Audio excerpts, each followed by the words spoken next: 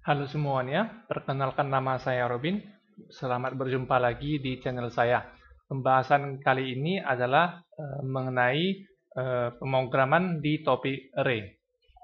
Jadi array itu dengan string itu sebenarnya adalah array. Jadi string itu hanyalah tipe data kalimat yang dibentuk dari sederetan huruf-huruf karakter. Jadi array itu pada dasarnya di dalam bahasa Indonesia adalah deret. Oke, kita lihat array itu seperti apa. Nah, jadi array itu adalah sekumpulan data yang memiliki tipe data yang sama. Nah, jadi ibaratnya sebuah variabel yang dapat menampung lebih dari satu data. Array dapat berupa satu dimensi, dua dimensi, atau multidimensi. Kemudian array itu terdiri dari sekian atau n buah data untuk array satu dimensi. Kemudian terdiri dari panjang dan lebar x dan y, jumlah kolom dan jumlah baris untuk dua elemen, dua dimensi. Kemudian kalau tiga dimensi barangkali ada tiga elemen x, y, z, barangkali seperti itu. Nah, saya kasih ilustrasi sederhana dari foto-foto ini. Ini adalah foto antrian di SPBU. Nah, jadi dapat kita lihat di sini bahwa antrian sepeda motor semuanya hanya ada sepeda motor, tidak ada mobil. Kemudian antrian mobil, semuanya hanya ada mobil, tidak ada sepeda motor. Dan demikian juga kira-kira di antrian tersebut, misalnya di sepeda motor. Nah, di antrian sepeda motor itu tidak mungkin kan tiba-tiba ada kuda yang antri, karena kuda itu tipe datanya sudah berbeda. Nah, sementara antrian di SPBU ini kan untuk kendaraan.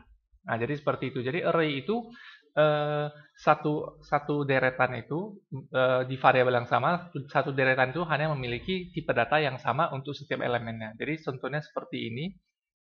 Nah, seperti yang di sini.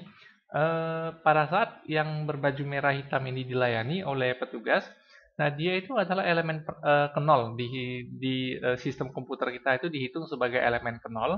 Kemudian yang berbaju putih ini adalah di elemen ke 1.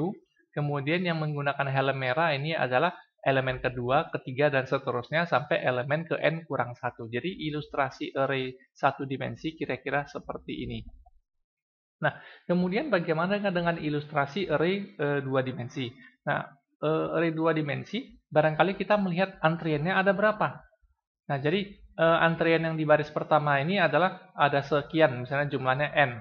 Antrian di baris kedua ini ada sejumlah bersekian lagi, antrian di baris ketiga adalah jumlah sekian. Jadi array dua dimensi itu menyatakan bahwa dimensi pertama menyatakan ada berapa baris antrian, dimensi kedua menyatakan masing-masing baris antrian itu ada jumlahnya ada berapa. Nah, contoh yang lain mungkin boleh saya tunjukkan di sini. Ini adalah antrian di Cinema 21 barangkali. Jadi di antrian bioskop tersebut juga sama. Nah, jadi mungkin saya boleh ilustrasikan dengan menggunakan notepad. Nah, katakanlah antrian di Cinema ini ya, ada 4 loket, loket 1, 2, 3, 4. Nah, jadi di loket 1 ini, di loket 1 itu kira-kira ada sekitar 6 orang yang antri, di loket 2 mungkin hanya ada 3 orang yang antri, di loket ketiga barangkali 4 orang antri, loket keempat barangkali ada 5 orang yang antri. Nah, jadi ini saya sebut sebagai array 2 dimensi, bukan array 1 dimensi. Kenapa? Karena array dimensi pertamanya adalah ada berapa loket, ada berapa antrian atau berapa loket. Dimensi keduanya adalah masing-masing loket ada berapa orang yang antri. Masing-masing loket ada berapa orang yang antri. Jadi kira-kira seperti itu. Nah, apabila kita mau membentuk array 3 dimensi daripada antrian ini, maka saya boleh membuat apabila bioskopnya itu berlantai bertingkat. Jadi 4 loket ini adalah untuk lantai 1. Kemudian 4 loket yang selanjutnya adalah untuk lantai kedua. Kemudian 4 loket selanjutnya adalah untuk lantai 3 dan seterusnya. Jadi sehingga dengan cara seperti ini maka array saya seolah-olah seperti 3 dimensi. Dimensi pertama adalah bioskop saya berapa tingkat. Dimensi kedua adalah masing-masing tingkat punya berapa loket. Dimensi ketiganya adalah masing-masing loket itu punya berapa jumlah antrian. Nah, jadi ibaratnya seperti itu ilustrasi array ya, array berdimensi 1, 2, 3. Nah, jadi begitu juga dengan antrian di bank seperti ini. Nah, jadi itu array yang terjadi di sana adalah bertingkat ya, berdimensi. Oke, cukup. Mungkin saya tunjukkan foto-foto ini, saya kembali ke topik array. Nah, array itu ilustrasi satu dimensi barangkali seperti ini. Jika saya memiliki sebuah variable array satu dimensi, maka barangkali peta memori yang bisa saya gambarkan di komputer itu seperti ini. Nah, jadi karena 10 elemen, jadi saya memiliki elemen 0 sampai elemen ke 9. Nah, kemudian kalau array saya 2 dimensi, barangkali ya ilustrasinya seperti ini. Nah, jadi saya memiliki elemen 0 sampai 2 untuk sisi kolomnya, untuk jumlah barisnya elemen 1 dan 2. Jadi totalnya adalah 2 kali 3 elemen. Nah, kalau ilustrasi array 3 dimensi tidak bisa saya tunjukkan di layar monitor karena monitor komputer kita itu hanya 2 dimensi barangkali ya. Nah, jadi bertingkat ya, bertingkat nggak bisa 2 dimensi bertingkat, jadi susah saya tunjukkan di layar monitor komputer. Nah, kemudian array itu juga dibagi menjadi array statis, array dinamis. Ya, oke. Jadi coding programnya nggak usah dilihat dulu. Nah, kemudian kasus-kasus yang paling enak untuk dipelajari untuk array satu dimensi adalah menghitung total dan rata-rata, mencari nilai minimum dan maksimum, mencari nilai tengah, ya, menghapus dan menyisipkan elemen, kemudian searching, pencarian sekuensial atau linear, pencarian searah tepatnya, kemudian ada pencarian biner, kemudian juga ada pengurutan dengan berbagai metode, itu kasus-kasus array satu dimensi yang paling menarik. Nah, kemudian kalau kasus array dua dimensi yang paling dasar adalah penjumlahan matrik, selisih matrik, perkalian matrik, ya, pembagian dengan konstanta ataupun dengan inverse, ya, pencerminan, rotasi, ya, rotasi, kemudian determinan dan sebagainya. Oke, jadi seperti itulah kira-kira kasus-kasus array yang sering dibahas. Nah, jadi berikut ini memang yang ada di sini adalah algoritma untuk mencari nilai minimum, maksimum, sorting. Nah, barangkali nanti di video ini Anda boleh melakukan pause untuk melihat pseudocode tersebut atau algoritmanya. Oke, jadi tanpa berbasa-basi, barangkali saya akan menghabiskan slide ini dengan cepat, lalu saya akan menunjukkan cara deklarasi array dengan beberapa bahasa pemrograman. Oke, nah cukup sampai di sini, jadi sehingga saya langsung saya ambil contoh bahasa pemrograman Python. Nah, di Python itu tidak ada tipe data array, jadi deklarasi array di Python itu langsung menggunakan list gitu ya. Jadi sehingga kalau saya mau deklarasi array di bahasa program Python, maka caranya adalah data langsung dikasih sekian. Nah, jadi ini adalah array satu dimensi yang memiliki 4 elemen. Oke. Nah, apabila di sini saya mencoba, barangkali boleh saya simpan dulu. Nah, jadi apabila saya mencoba mencetak data di posisi ke 0, lalu program dijalankan, maka 25 akan tercetak. 25 akan tercetak. Kalau saya akan mencetak data ke 1, maka 68 akan tercetak.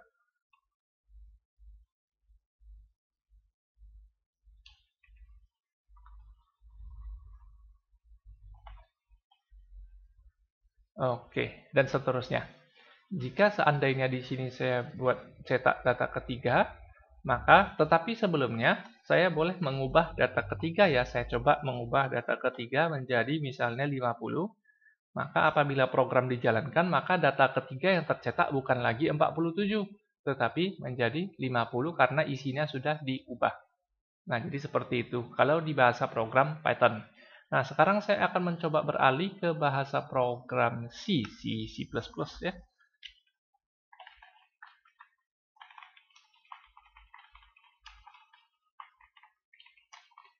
Nah, deklarasi array di C++ kalau sebagai integer barangkali ya, kalau sebagai integer itu harus menggunakan tanda kurung siku dan wajib diberikan elemennya. Kalau array statis ya, kita tidak akan membahas array dinamis di sini. Nah, jadi kalau elemen-elemennya itu dimasukkan dari kurung kurawal ya. Oke, jadi di sini adalah array data yang memiliki 4 elemen. Dan sama seperti yang saya lakukan di Python tadi, jadi saya boleh melakukan print. Karena bertipe integer, saya cetak pakai %i. Kalau saya cetak data ke 0, maka begitu dijalankan, nilainya 75. Jadi kalau misalnya saya coba cetak data kedua, maka kita dapat angka 57 karena sesuai dengan urutan ya. 0, 1, 2, 3. Coba sekali lagi. Itu dia 57. Nah, sekarang saya akan mencoba dengan bahasa program Delphi. Nah, deklarasi array itu saya letakkan di sini. Variabel. Tapi kalau kita mau mengisi nilai di Delphi harus pakai konstanta. Nah, meskipun sebenarnya deklarasi variabel tanpa nilai itu pakai perintah var data adalah array 0 sampai 3 elemen dari integer. Nah, apabila kita mau memberikan nilai, kita terpaksa pakai konstanta dulu. Konstanta di bahasa Pascal itu kalau untuk tipe array bisa diubah nilainya. Oke. Nah, jadi saya kasih nilainya. Nah, ada 4 elemen. Lalu saya boleh melakukan write data ke 2 misalnya. Data kedua di sini adalah 38. Kita coba. Nah, itu dia nilainya 38. Nah, apabila data kedua dicetak, diganti sebelum dicetak, maka saya buat data kedua, titik 2 sama dengan, misalnya 30. Nah, maka apabila program dijalankan, maka hasilnya tidak lagi 38 ya. Data kedua. Oh ya, baik. Mungkin karena saya pakai tipe konstanta ya. Oke. Nah, data kedua saya ganti jadi 30, lalu saya cetak data ke-32, nanti nilainya jadi berubah. Ya. Nah, sekarang akan saya coba dengan bahasa program C#. Oke, deklarasi array di C# barangkali kalau kita memberikan nilai itu harus menggunakan integer seperti ini ya. Jadi sedikit berbeda dengan yang lain. Integer, misalnya data sama dengan ya, nilainya sekian sekian sekian sekian. Oke. Nah, lalu saya akan mencoba mencetak data kedua.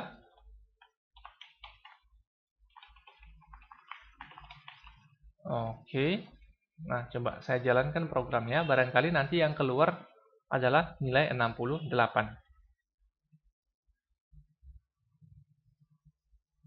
Oh, mohon maaf ada error. Ternyata kelebihan tanda kurung. Ya, oke. Nah, nilainya 68. Jadi kalau saya mencetak data ke 0,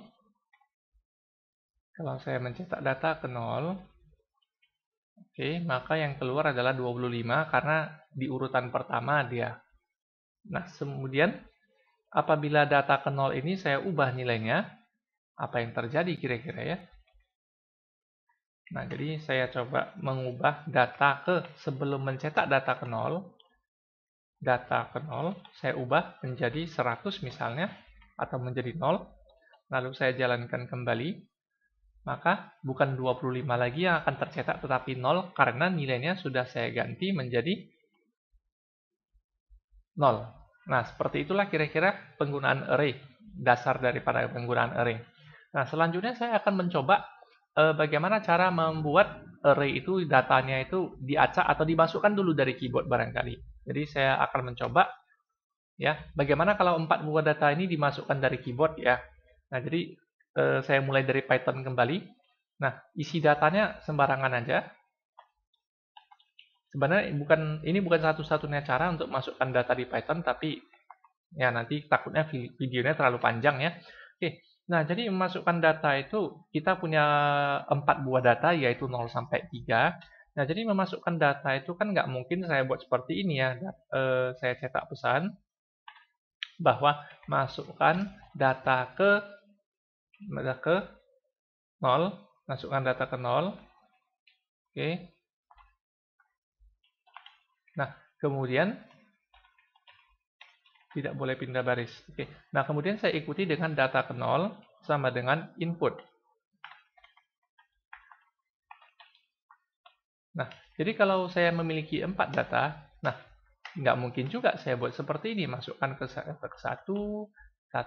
masukkan data kedua, masukkan data ketiga, dan data ketiga.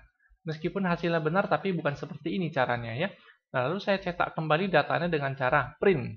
Print data ke 0, oke, sambung dengan spasi, print data ke 1, disambung dengan spasi, print lagi data kedua, disambung dengan spasi. Nah, tapi jadi kerjaan ini ya. Lalu kita jalankan programnya. Nah, kita isi dari keyboard 25, 14, 47, 67. Nah, memang di sini tidak terjadi masalah. Semua data yang kita ketikkan itu tersimpan dan apabila saya cetak kembali tetap akan tercetak kembali. Nah, tetapi problem itu juga ada. Bagaimana kalau sekarang datanya ada 100? Nggak mungkin kan saya copy paste dan perbaiki sebanyak 100 kali. Ya. Nah, jadi untuk itu ada baiknya memang kita menggunakan perintah for ya. Nah, jadi untuk itu saya beralih langsung ke bahasa program C dulu. Saya beralih ke bahasa program C dulu. Oke. Nah, kalau di bahasa program C, deklarasi integer itu seperti ini bakalan error karena jumlah data elemen itu tidak ada. Bakalan error. Nah, jadi untuk itu, nah kita kasihlah elemennya. Jadi misalnya kalau di bahasa C, saya boleh menggunakan konstanta, define n adalah 4 misalnya. Jadi saya boleh deklarasikan data sebanyak n. Ya, boleh seperti itu. Nah, lalu seperti tadi juga, saya boleh cetak, masukkan data ke 0, tapi ini bukan cara yang benar. Ya, lalu di input dari keyboard dengan %i karena tipenya integer, ya, scan data ke 0. Oke. Nah, copy paste, tapi bukan seperti itu caranya. Oke, lalu saya cetak kembali datanya pakai %i spasi, %i spasi, %i spasi, %i backslash n. Kenapa 4%, ada 4%i? Karena data yang akan saya cetak ada 4. Data 0, data 1, data kedua, data ketiga. Nah, memang meskipun program ini hasilnya benar, tapi itu program yang sangat tidak efektif. Nah, jadi saya isi kembali nilainya.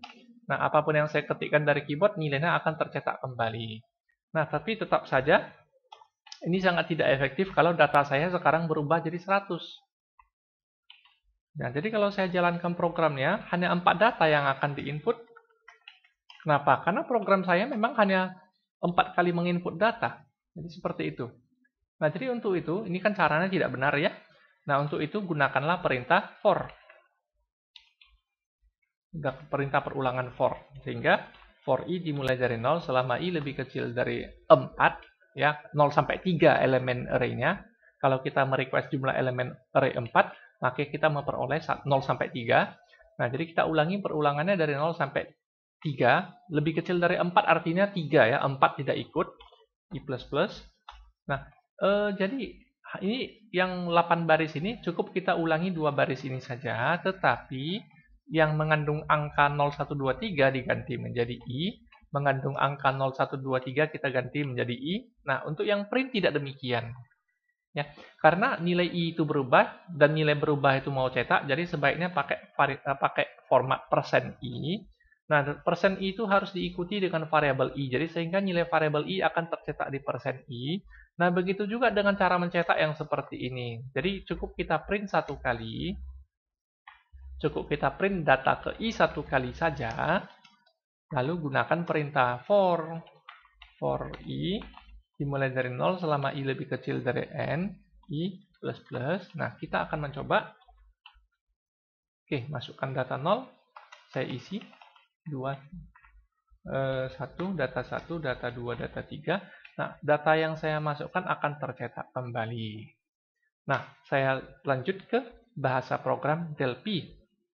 Nah, di bahasa program Delphi, ya itu sedikit berbeda. Kalau di bahasa program lain pakai N, 4, di sini dia harus pakai max 3. Jadi untuk itu saya butuh konstanta, max adalah 3. Nah, jadi bagi yang bingung kalau di bahasa Delphi dan Pascal, itu dia seperti ini ya. Kalau misalnya n adalah 4, langsung aja di bawah saya buat max sama dengan n kurang 1. Nah, jadi stylenya bahasa Delphi dan Pascal ini memang seperti itu ya. Nah, jadi sehingga kita mendeklarasikan 0 sampai 3 elemen of integer. Nah, jadi apabila seperti yang di bahasa C tadi kita mau input ya, kita menggunakan perintah for. Jadi di sini juga bisa. For i dimulai dari 0 sampai max. Nah, for i dimulai dari 0 sampai max. Yang kita lakukan adalah cetak dulu pesan bahwa masukkan data ke tutup keterangan kutipnya disambung dengan i, kemudian disambung dengan titik 2. Nah, baru di sini kita baca dari keyboard si data ke i. Nah, kemudian kita cetak kembali data tersebut dengan menggunakan bantuan for ini. Sebelumnya saya deklarasikan dulu i sebagai integer ya. Oke, nah saya cetak kembali data ke i. Oke, nah programnya kembali seperti itu. Nah, mengapa seperti ini? Karena perintah write ini tidak saya berikan cetak spasi. Jadi sehingga setelah mencetak data ke i, usahakan diberikan 1 spasi. Coba saya ulangi lagi.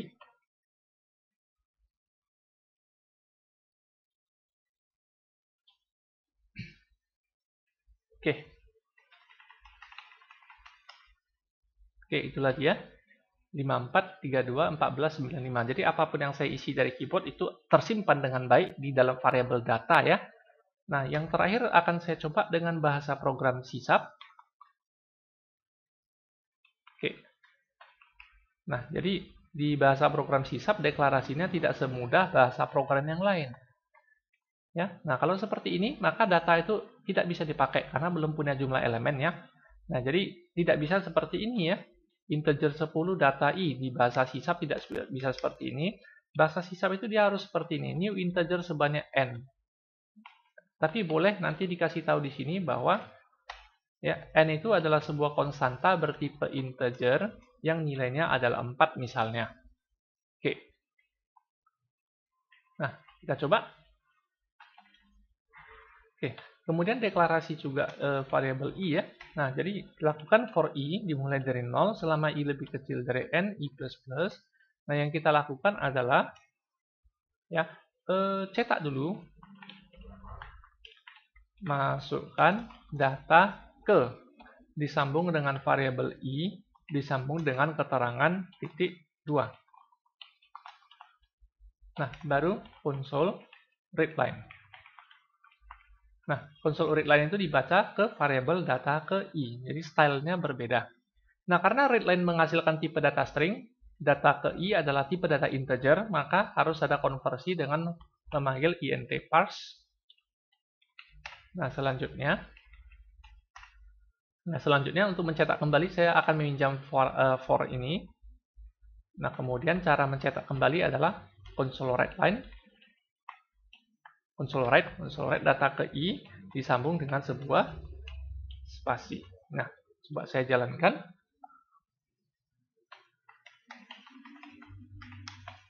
Oke, itulah hasilnya. Nah, kira-kira seperti itu cara memasukkan array dari keyboard. Nah, saya belum mendemokan array of string, tapi setelah yang satu ini. Nah, kemudian bagaimana cara memasukkan data secara acak? Secara acak ya, saya mulai dari bahasa program Python. Secara acak. Nah, jadi kalau di bahasa Python kita perlu import random dulu. Nah, jadi kalau datanya diacak, katakanlah memang seperti tadi ada for i ya dari 0 sampai n, di mana n saya buat di sini 4. Oke, for i dari 0 sampai n kurang 1 tepatnya. Oke, jadi cara memasukkan data acak adalah data ke i itu sama dengan ya random integer ya random integer dari misalnya 0 sampai 100. Nah, kemudian untuk melihat data acaknya saya boleh lakukan print data ke I, tidak ada pindah baris, diganti menjadi spasi. Nah, boleh saya kasih keterangan di sini bahwa data acak titik 2 tidak ada pindah baris ya. Coba saya jalankan. Mohon maaf, ada error. Random integer barangkali salah ketik. Oke, itulah dia nilai acaknya. Nah, oke, saya langsung ke bahasa Delphi dulu. Nah, jadi apabila saya membuat data acak, jadi saya cukup di sini menggunakan data ke I. Mungkin boleh saya cetak dulu pesan data acak titik 2. Nah, lalu di sini saya acak dengan cara data ke I sama dengan ya di bahasa Delphi itu ada perintah randomize untuk mengaktifkan nilai acak. Nah, kemudian di sini cara mengambil nilai acaknya adalah random misalnya 100. Nah, random 100 artinya meminta merequest nilai acak dari komputer dari yang jangkauannya dari 0 sampai 99. Lalu data I saya cetak disambung dengan sebuah spasi. Sehingga for yang ini tidak dibutuhkan lagi. Ayo kita coba. Nah, itulah dia data acaknya.